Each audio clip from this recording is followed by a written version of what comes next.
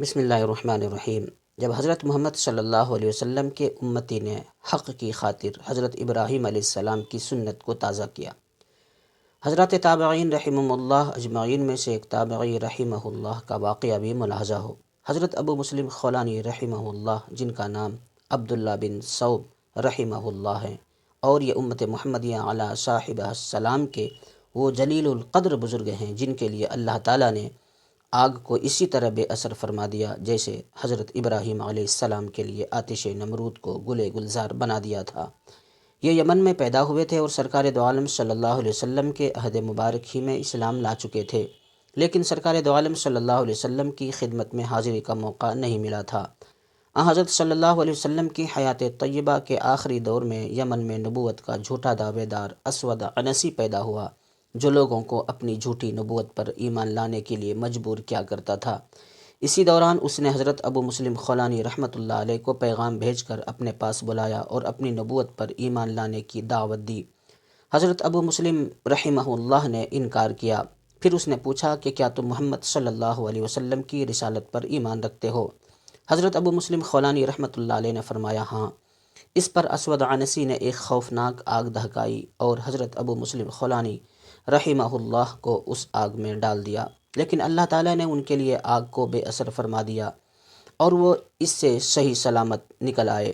یہ واقعہ اتنا عجیب تھا کہ اسود عنسی اور اس کے رفقا پر ہیبت سی طاری ہو گئی، اور اسود کے ساتھیوں نے اسے مشورہ دیا کہ ان کو جلا وطن کر دو، ورنہ خطرہ ہے کہ ان کی وجہ سے تمہارے پیروکاروں کے ایمان میں تزلزل نہ آ جائے۔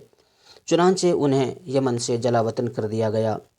یمن سے نکل کر ایک ہی جائے پناہ تھی، یعنی مدینہ منورہ۔ چنانچہ یہ سرکار دو عالم صلی اللہ علیہ وسلم کی خدمت میں حاضر ہونے کے لیے چلے، لیکن جب مدینہ منورہ پہنچے تو معلوم ہوا کہ آفتاب رسالت روپوش ہو چکا ہے۔ حضرت صلی اللہ علیہ وسلم وصال فرما چکے تھے اور حضرت صدیق اکبر رضی اللہ عنہ خلیفہ بن چکے تھے۔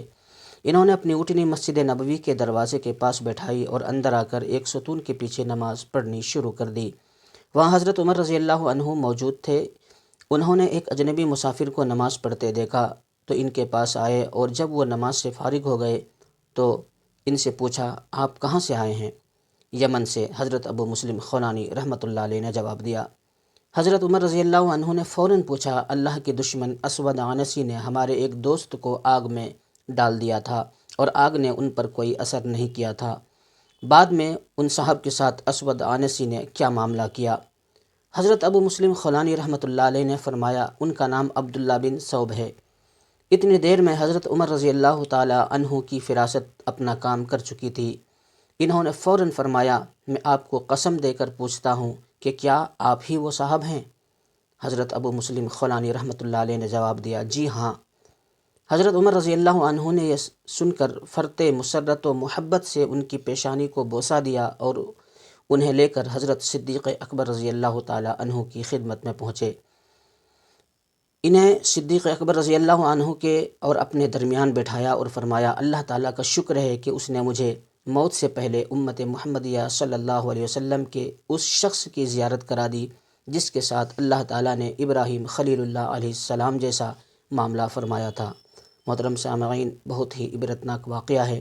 اس طرح کے واقعات و حکایات سننے کے لیے اس ناچیز کے چینل کو سبسکرائب کریں، شیئر کریں، کمنٹ بھی کریں اور دعاؤں سے بھی نوازیں۔ اللہ تعالیٰ آپ لوگوں کو جزائے خیر عطا فرمائے، آمین یا رب العالمین۔